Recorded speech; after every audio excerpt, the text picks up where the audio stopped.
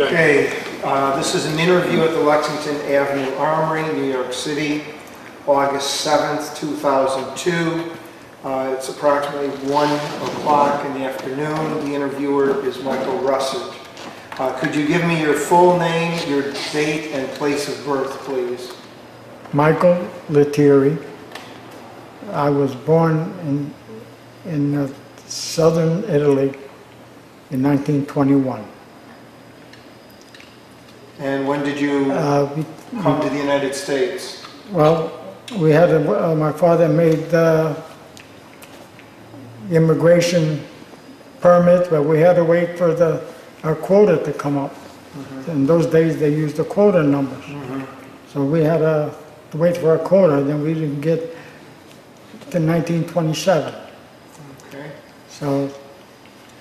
Did you go to school in the United States? Yes, we came here. We landed at Ellis Island. My father and my uncle came to meet us, and was my mother, my sister, and I. And he went back to Altoona, Pennsylvania, because he used to work for the Pennsylvania Railroad. And I went to school in Altoona, the grammar school. And there they taught us. Well, I had to learn English because then nobody would teach you anything else. Not like today. Yes. You know. So they. So what?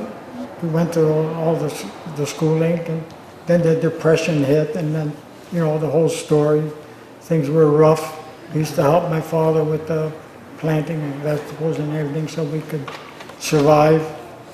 And then when it got a little better, and I graduated in 1940, I left Altoona and I went to New Jersey because my sister had married someone from Long Beach, Long Island, and they had moved there, and so I went there to find work because I didn't want to work for the railroad, nor that my father was out of work for 7 years during the Depression, so I didn't want anything to happen for me like that. So I wanted to get work steady. So I went there, and I ended up getting in a knitting mill and learning how to run the knitting machines. And when the war broke out, I changed. I quit my job as a knitter, and I tried to get a job as a lathe operator in a defense plant. I worked there for about 4 or 5 months, and I was drafted. Now, where were you, and what do you remember about the hearing about the announcement about Pearl Harbor? Well, we had gone, with my brother-in-law and my sister, we had gone to see his brother. He still lived in Long Beach, because his father was going to leave to go back to Italy to stay with his family, because he had been here a couple of years. So we were there visiting when the news came over the radio. And we were surprised that anything like that could happen, And then that's why when I went back, I went to work, I tried to get a job in the defense plant. Were you drafted, or did you? I was drafted. Okay. Yes. All right. Why don't you tell us about from your being drafted through basic training, the important parts of your basic training? Well, we drafted. We went to Fort Dix, New Jersey, and from there we went to Camp Blanding, Florida. I didn't like to march too much, and I didn't like to shoot too much, so I got a job, a steady KP in the kitchen. And I became, because I knew how to cook, and I was helping the cooks do the cooking and everything, until one cook didn't like the idea that because he had gone to cook and bacon school, and he didn't like the idea that I was there, that I hadn't gone to cook and bacon school. So he was starting to make some trouble for me. So I saw the company clerk, and I was friendly with him, and I asked him if he needed help, because he was always crying he had too much work to do. So he says yes. The company commander allowed me to work with him. And one day he sent me to the regimental headquarters with some papers. And when I got to regimental headquarters, the officer in charge told me, sit down here, and he gave me work to do. So when it was over, everybody was going home, he told me, come back tomorrow, you're working over here. I said, but, you know, what about the company? He said, don't worry about it. So I worked with the regimental headquarters. And one day, a directive came in from Washington that wanted a list of all the personnel in the service that knew how to speak and converse in Italian, with the Italian language. So I had to go through all the 201 files and check out everyone, write down their names, and I put my name in. I was the only one picked out of the division. Another fellow was from a different area of the camp. There was two of us from the whole camp. We were sent to Camp Shenango in Pennsylvania. That was north of Pittsburgh, near Erie. And we all met. There was about 184 all fellows that could speak Italian in some form or another, speak it, write it, read it, or whatever. So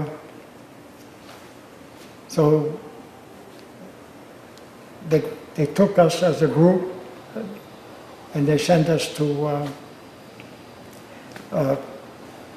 Virginia, Newport News, Virginia.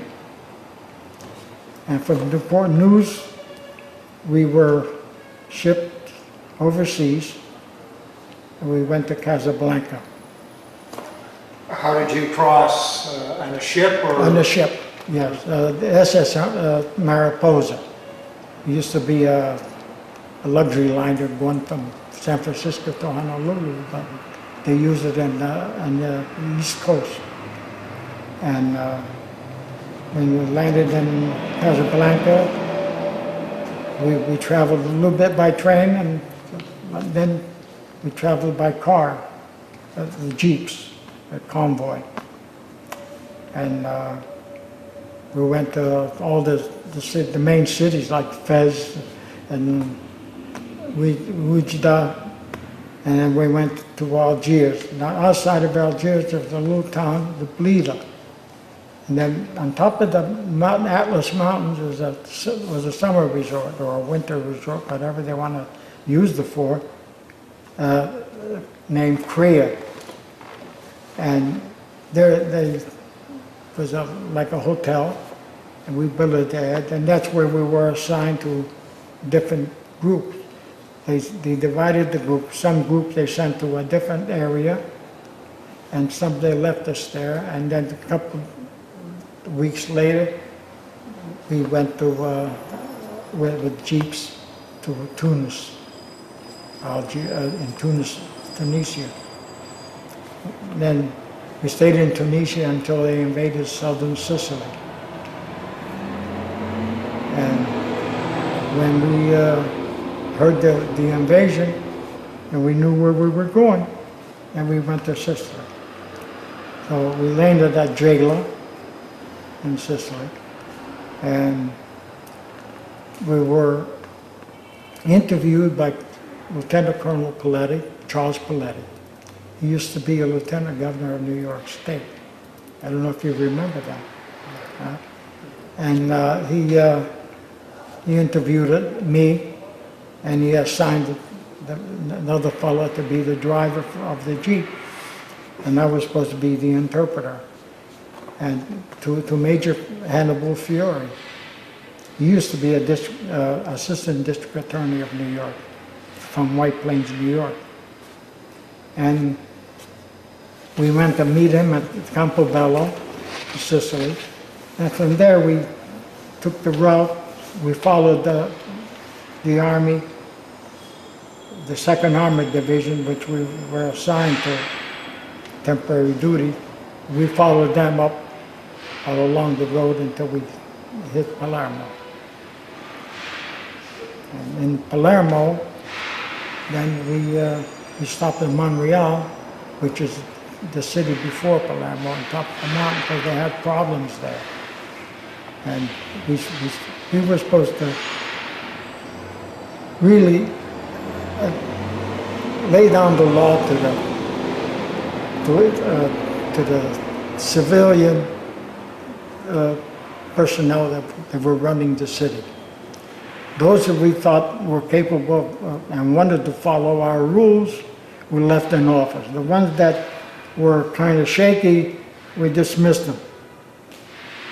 We didn't allow them to have anything to do with it. They had to conform with our laws that we set down. We did that at every town that we came up, as we come up from jail all the way to Palermo. So, and then naturally there's other towns we had to leave and go, and the following group that belonged to the military government, they come in and they would take over from what we set up. And in Palermo, we stayed near Mondello, and we did work around there. So, well, I don't know if I should go through that. Anyhow, there was a big black market going on in Palermo. The farmers were taking the supplies, their food supplies from the country, taking them in Palermo, selling for big money. And the people they couldn't afford to do that. So we devised a way to stop them. We hauled up a train and we confiscated anything that was above what we considered enough for those who were carrying it. In other words, for their personal use. Anything extra, we took over. That day we held up 3 trains. And we took all the food stuff, put it in the train station, and we took it into our villa. And we gave it to the hospital, the bread and flour and stuff like that, we gave to the local bakery to sell to the people at their prevailing price. And no increase in prices of anything. And, well, anyway, make a long story short, we did that for about a week. We stopped a couple of trains. They must have touched somebody's pretty hard because the major got transferred out of the outfit. And he was transferred to 82nd Airborne in Africa. Again, he was friendly with Colonel Paletti. He asked us to go and meet him at the Municipio, where he had his office, and he assigned us to Major George Haley, the acting mayor of Palermo, and we lived with him, doing the same thing. We worked in the office, or we went out, whatever we had to do. You know? I was in charge of over 20,000 Italian prisoners of war that had to come to me to sign in. In other words, to report in. They couldn't just leave it like that. They had to be counted. And then also, I was in charge of the food supplies coming in from the Marshall Plan that they were bringing in to Sicily to help the people. And I was in charge of that, taking the supplies marking it down, what came off the trucks from the ships, put it in the warehouse, and then distributing it. I was approached by people that wanted me to forget a couple trucks a day for a while. In other words, not to register the trucks. I would have got good money, good for it, but I wouldn't do it. I said, no, the food is here from the United States, it's for the people, and I wouldn't do anything like that. About 3 months later, we were sent to replacement camp, and we shipped out to Naples, to Italy. While you were in North Africa and Sicily, were you under Patton? In Sicily. In fact, I met Patton. You want me to tell you a story? Sure, yes. That's why we're here. Well, the major and the Jeep driver, John, they left me with where the 2nd Armored was bivouacked at that time, and they went to a town to do some checkup and everything. So I had nothing to do, so I figured I'd take a walk. So I'm walking down the road, and I see the staff car coming down the street, the highway, with 3 stars. So when they got close to me, I gave him a salute. He saluted back, and then he passed me maybe about 5-10 feet and stopped the staff car. And a soldier. I went back. I said, yes, sir. He says, what outfit are you in? I says, the AMGOT, Allied Military Government of Occupied Territory, and we're assigned to the 2nd Armored Division. Oh, he said, you're one of those guys, huh? He says, okay, anyway, as long as you're here with us, you wear a helmet at all times. Yes, sir. And he went away. I went back and got my helmet. Then when I told the major that, when they come back, oh, he got a good laugh. He said, well, you're lucky you didn't get court-martialed for that. What was your opinion of him? Did you have any opinion of him at all? Or? I think he was a good officer in general.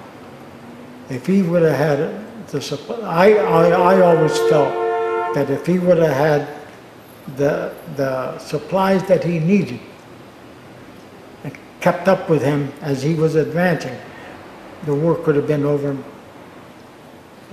maybe 6-7 months before. Because he was really pushing it. But he wasn't getting supplies, so he had to stop and wait. And then when the German, then in France, well, I can't talk about that now. Now I'm still in Italy. Okay, so you went to the Italian mainland. In Italian mainland, we landed at Naples, and we were sent to near Anzio, a camp, a replacement camp. And from there is when it wasn't too far to Rome. One Sunday, me and a couple of fellas, we took a walk. We got on the Via Appia. We got a ride on the GI truck, and he left us off in Rome. We went all around Rome. Went to see the Pope, and we went back. That's the camp. And then we transferred to another camp up higher near Chiazzo. And there, I was assigned temporary duty in Naples. So I was shipped back to Naples for temporary duty with the Provost Marshal's office in Naples and do some work there. I was supposed to be there 1 week. So I wrote my uncle a letter. Ben that was in Italy, I wrote him a letter. And he came the next couple of days, he was there to see me. So I was coming home from doing my work, and I hear my name called, and I turn around and I see it's my uncle. He came to see me from How did your family in Italy feel with you being in the United States Army, basically occupying Italy? they had no resentment or anything. Because my cousins, my one cousin, and the two cousins were about my age. The one was home. The other one was a prisoner of war in England. So, I mean, they had no regrets that I was in the United States Army. In fact, you know, it was family. We weren't that kind of people that hold resentment because I went there to fight against Italy. Actually, that's what it was, but Italy, to my opinion, if Italy had a chance, they probably would have turned away from Hitler, because there were so many Germans infiltrated all around Italy that Mussolini would be afraid to take a chance to switch. Mm-hmm. You know what I mean? Mm-hmm. That's my opinion. Mm-hmm. And so he had to go along with whatever was the way they were at the beginning, you know. But my uncles, my cousins, my uncles, they had no resentment of my being in the American Army. Mm-hmm. So after you met with them, what were your assignments? After you met with your uncle, what? Well, he stayed with me. He lived in the same barrack, in other words, in the building where I was billeted, and he ate with us and everything. The captain was very nice. He let him stay because I introduced him to the captain, and he stayed a couple of days, and then he went back.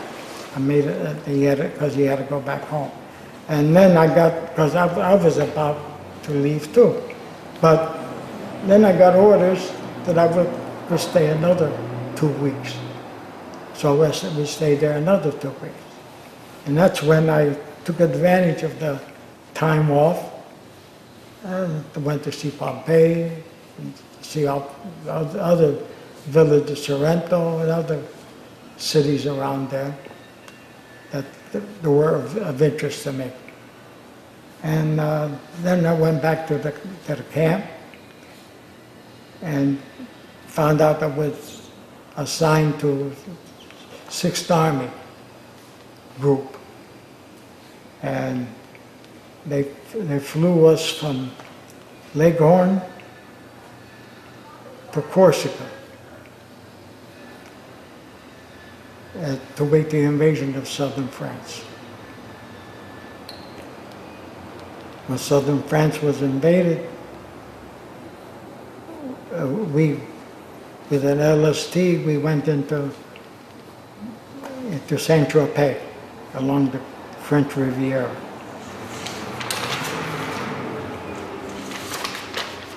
And we stayed there until the troops moved up. And after they passed Dijon, we went to Lyon, France, then to Dijon.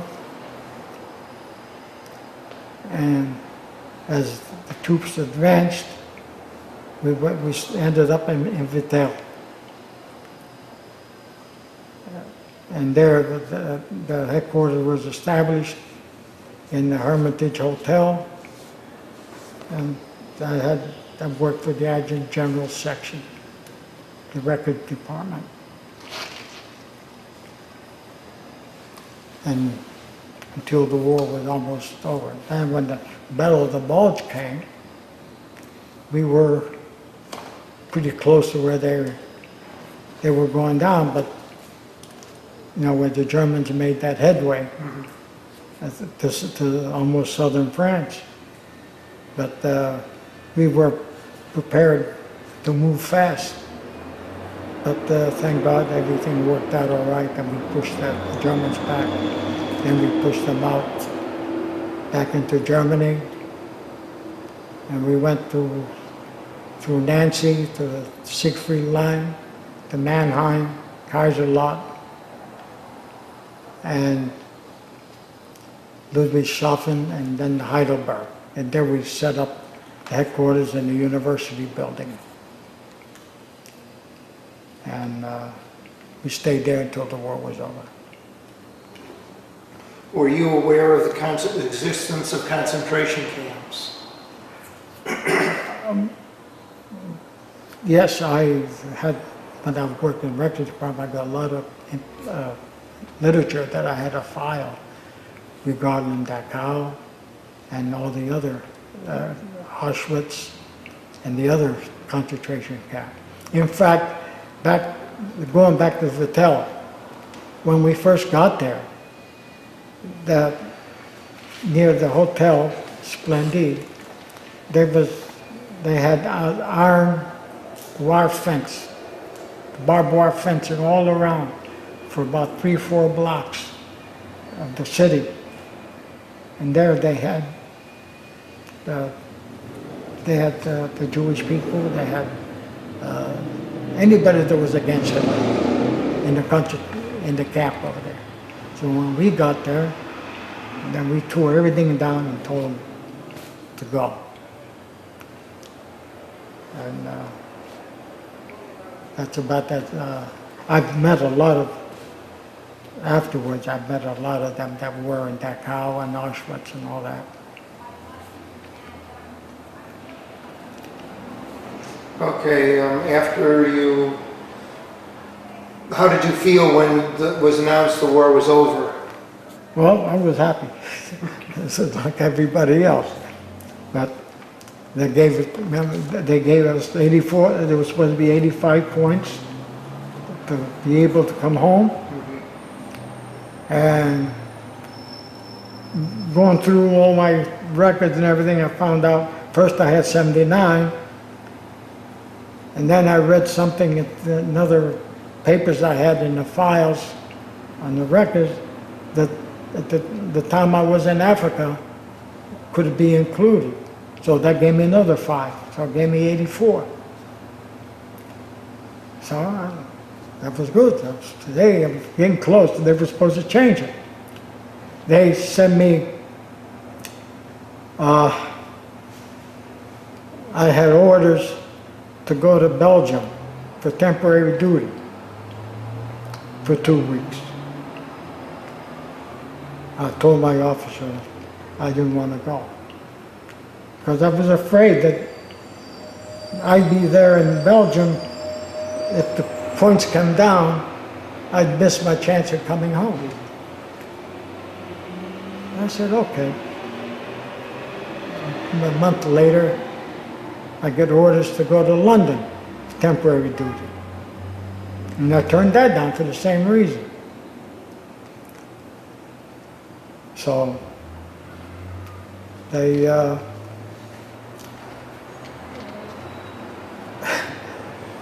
weren't too happy about it, but that's, they said, they could see my point that I wanted to go home, So then I got a letter from my father that he had inherited some property from his father and wanted me to dispose of it for him. So I asked the colonel, I showed it to him. So they gave me 2 weeks leave to go back to Italy and take care of the situation. So I went there and I stayed with my uncles, my cousins and everything. That's when I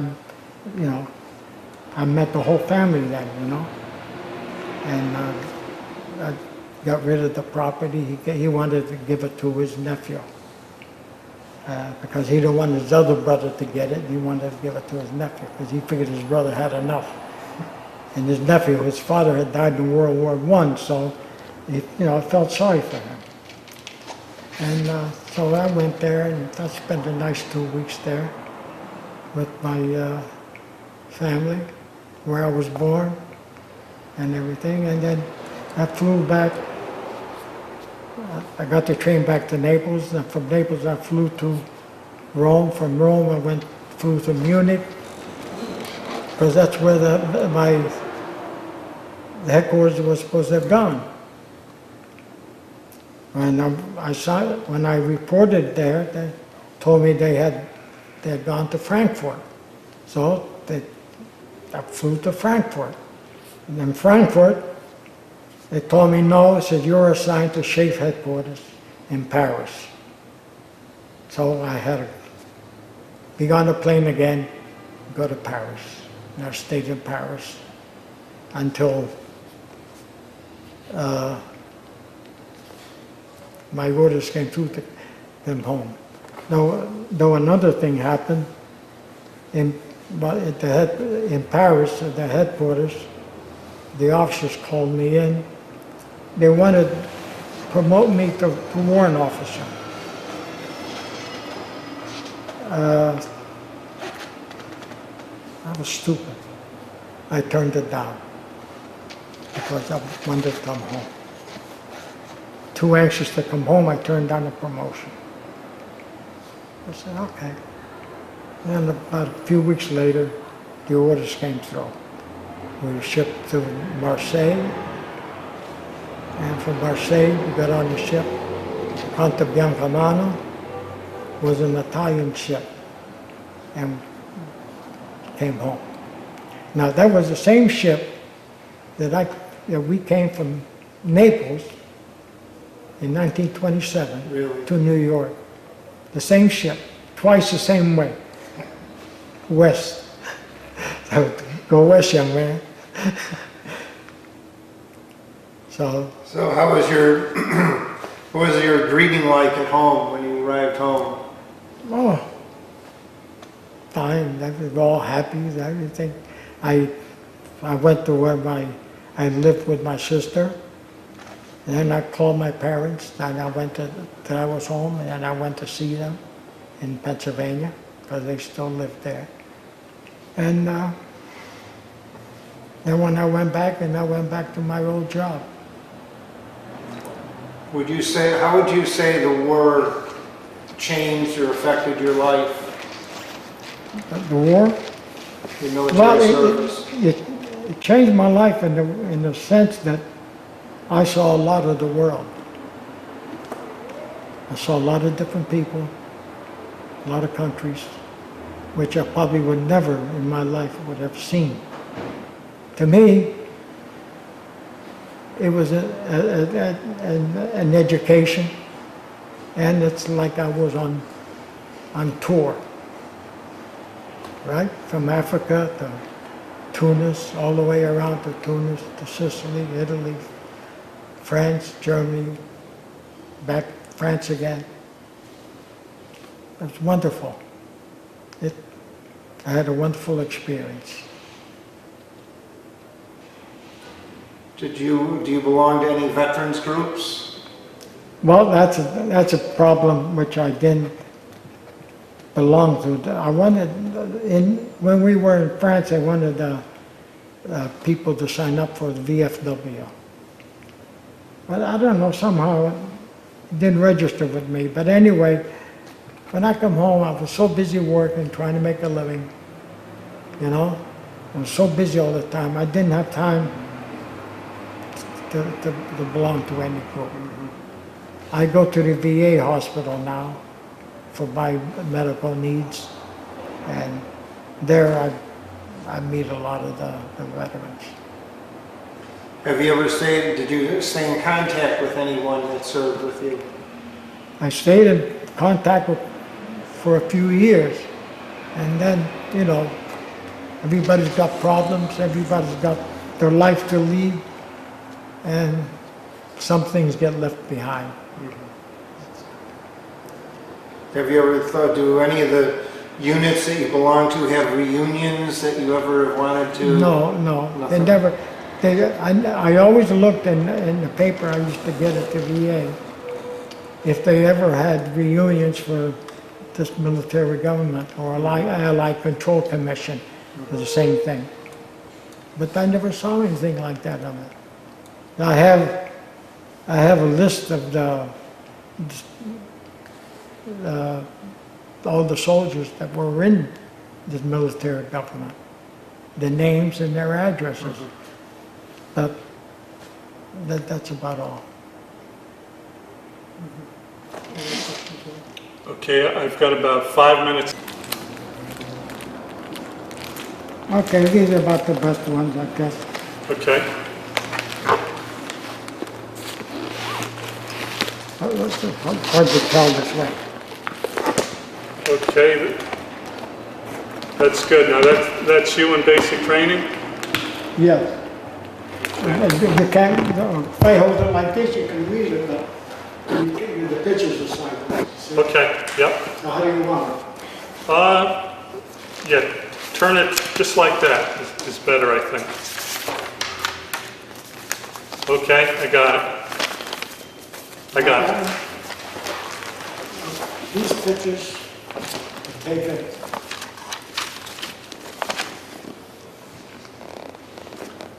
Okay, that's you is that in basic training?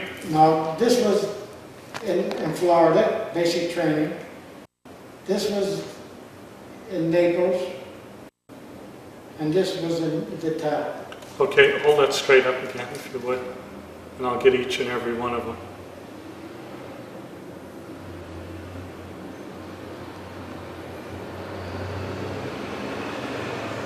Okay, got There's it. some good ones on the other side too.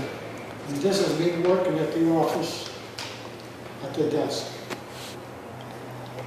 And the other is in the town, the park there. Now, when you set up Okay. these governments in Sicily, were you able Yeah. to put people out of office, or I'll put it in your book, that were not cooperating? That's right, but you don't know. You weren't allowed to govern the town or the village or city, whatever it was, because they didn't comply with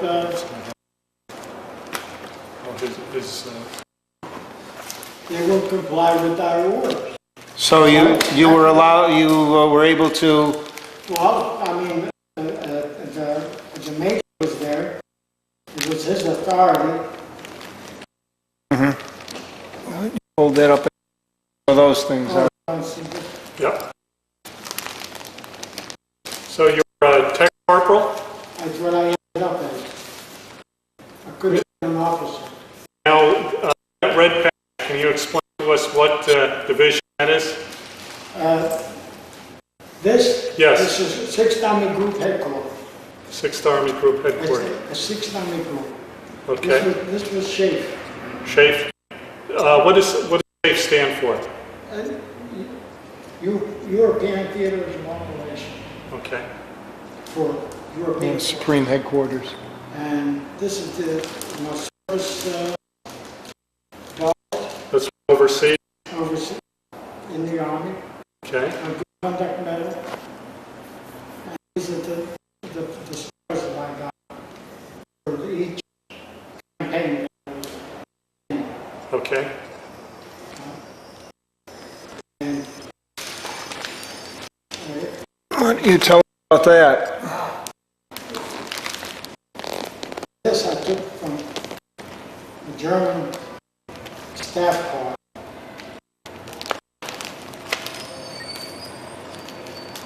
Well, that's in really great shape. Yeah, so many How did you find it? Was the staff car along the side of the road, or? It was parked. There was nobody around. I took it. I got it. Okay, thank you. I think I would have taken that too. Huh? I would have taken that too. Well, I had so many other things, you know, something got lost during all these years, you know. Uh-huh. It's been a long time, so. Okay, Mike, I'm going to stop.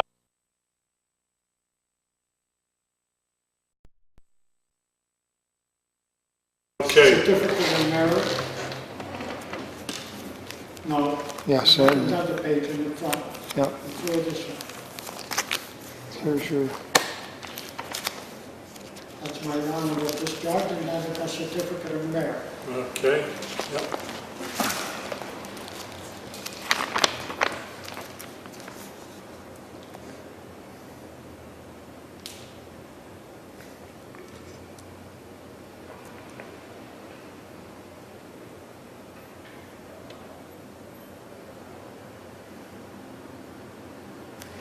Okay, I got it.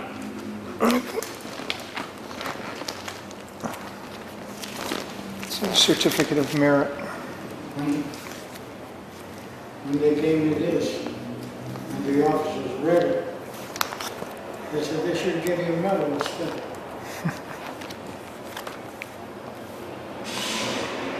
Okay, that was for the job you had done with them? That was Yep. for the job you had done with the unit? The certificate of Yes. merit? Yes, it reads that it's a citation for devoting long tedious hours to the processing and filling of permanent records at this headquarters from 16 August 44 to 8 May 45, technical 5th grade, has received this letter of merit from 6th Army Group headquarters.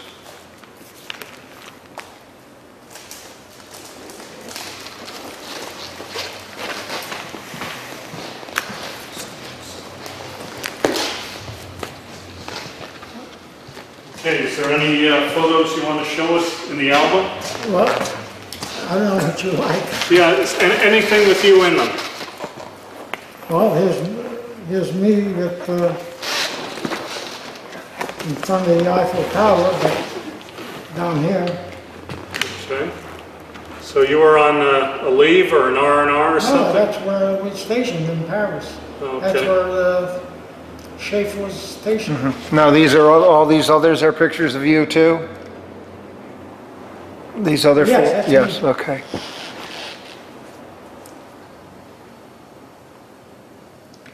Okay. I mean, there's, You weren't camera shy. I learned how to develop film.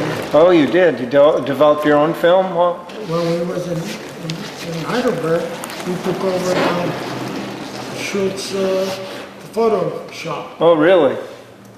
That's where I got this, the book. Oh, eh? uh-huh. And we used their supplies. And we developed, there's a few of us there. Some the most pictures that I took, and some pictures that the other fellows took. And that's how we made, this is here's somewhere, in Vittel, the headquarters, Vittel? in Vittel, France. Okay.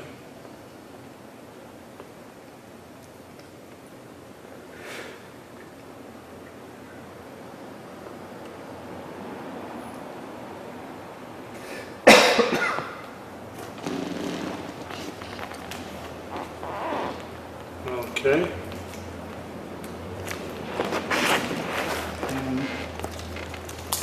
I don't know whether, this is,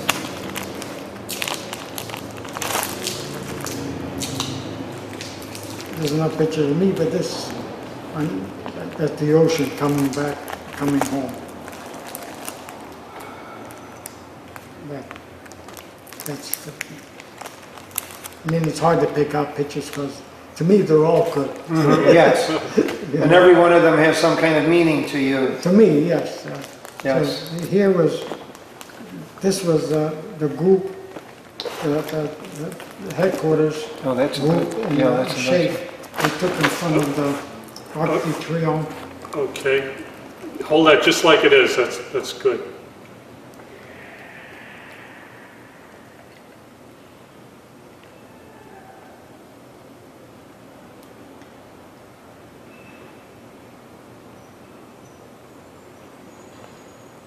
Okay, I got it. That's I always like to take pictures. You know? In here, in the other book, well, you want to take pictures of these from Africa? Sure. I'm not in them, but they're. Let me just get a couple close-ups of some of them. It shows the children in the streets of in Casablanca and Algiers. Okay. All right. Mike, I think there might have been some things in that green album there too. I thought we already did. Oh, you did that one, okay. Yes, All yes. right. That's the one that had In the other flag book- and... In the other book, there's, in here, these are postcards. You find better pictures.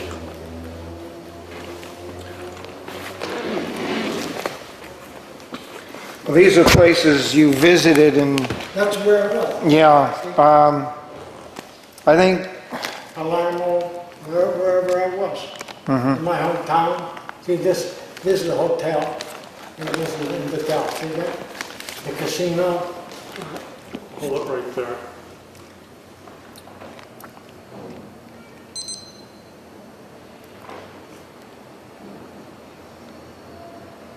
Okay. The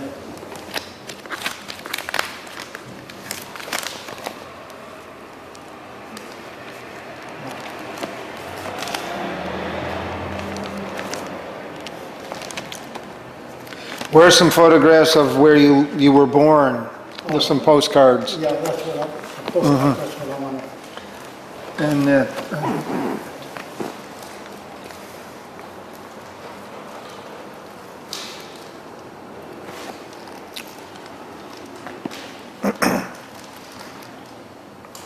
so you think you were transferred to that replacement depot because you were interfering with the black market?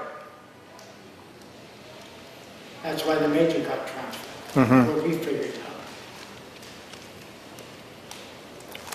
out. So eventually the rest of the members of the unit were transferred out too? The ones they were with me, the Jeep driver went to, they sent him up in northern Italy where the fighting was. He was completely out of it. The major got transferred and they gave him a different job, but still in Palermo. And I was transferred out and I was sent to Naples. Because actually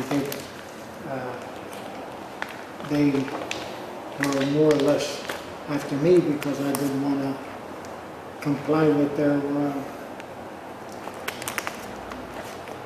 you know. You ever see cards like this? Oh, aren't those nice? They have like little, You ever see that? huh. You ever see cards like that? No, I never did. They're tinted and then they have like little sequin things on them. Can you see them? Oh, yeah.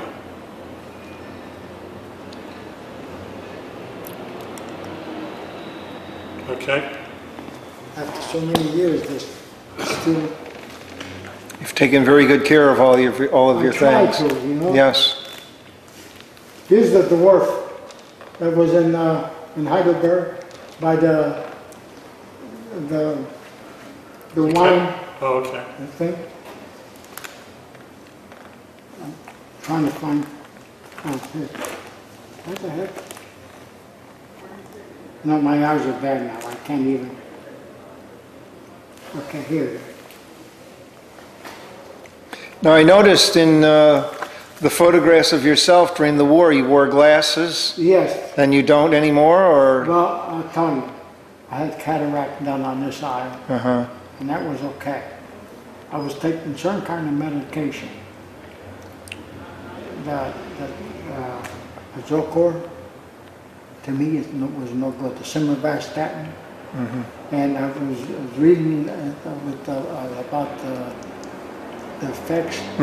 It said that it could have 2 nerve damage to the eye. This whole retina was detached. For 3 months, the doctors couldn't find it. It took one learning doctor to see it. And she said, hey, that's all, the whole thing is detached. Right away, the next day, I had to go back, and they did laser, and they sewed it back. And that's why this eye was always tearing. And it's got cataract now, so I can't see so good. Everything is hazy. They did that for you at the VA hospital? Yeah. I have to go next Monday for a checkup. Okay, here's my hometown. What was the name of your town? Ripalcandida. Now, where is that in Italy? That's in the Apennine Mountains between what would be Naples and Bari. In a mountain in the center, more or less. You want to take a picture of that? Sure. These two here, So you moved from there into the mountains of Pennsylvania. mountains.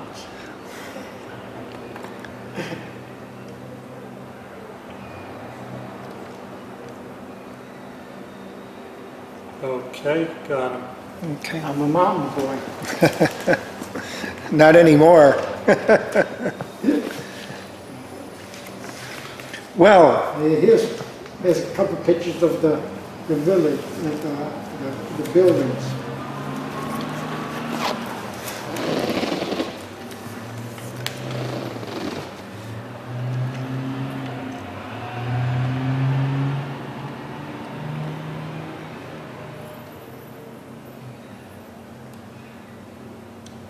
Okay, got him.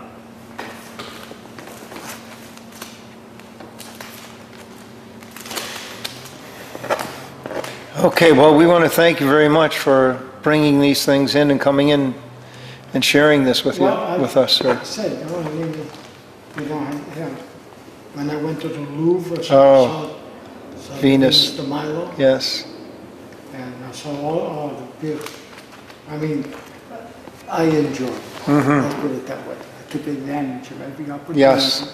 I mean, it's silly for me not to. The only thing I regret now that I didn't go to Belgium when I wanted to be sent there, and to London when I wanted to be sent there, and I refused the office.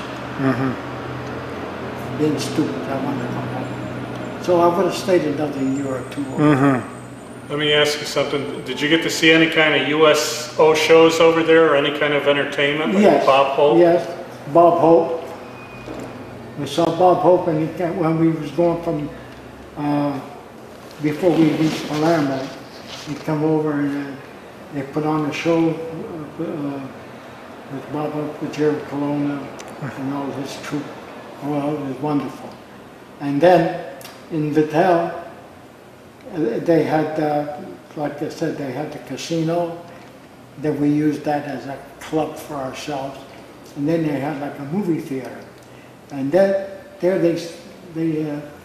Captain Cornell and Brian O'Hearn, they put up a show, a stage show. The Barrett to Wimple Street. Yeah. And we saw that.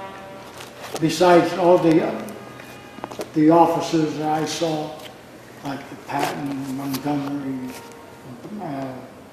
Bradley, Patton, Devers was our general, and Marshall, when he used to come from the United States over there, he used to stop at our headquarters in Vittel. So you saw all of these people? Because my desk was sitting like right in the front, and when they come in the door, they more or less had to pass me to go there. And then when they used to have some kind of ceremony, I was invited to go with them, outside or wherever. So I got the officers. I think they liked me. They gave me a lot of privileges. Let's put it that way. I did my work good, and they were satisfied. I always tried to be conscientious of my job, no matter what I did. We all make mistakes. we regret them later. Yes, yes. Hindsight is always best. Yes, it is. It's too bad we aren't born with it. It's too bad we aren't born with it. At the beginning, yeah, Yeah. right. But what are you gonna do? Yeah. That's life. Yeah. Well, thank you very much. You had some very unique experiences. Thank you. Yes, thank you. So I'm writing these up for my grandchildren, that they should have something. Well, we'll send you copies of this tape, so you'll have that too. That'd be wonderful. Yes.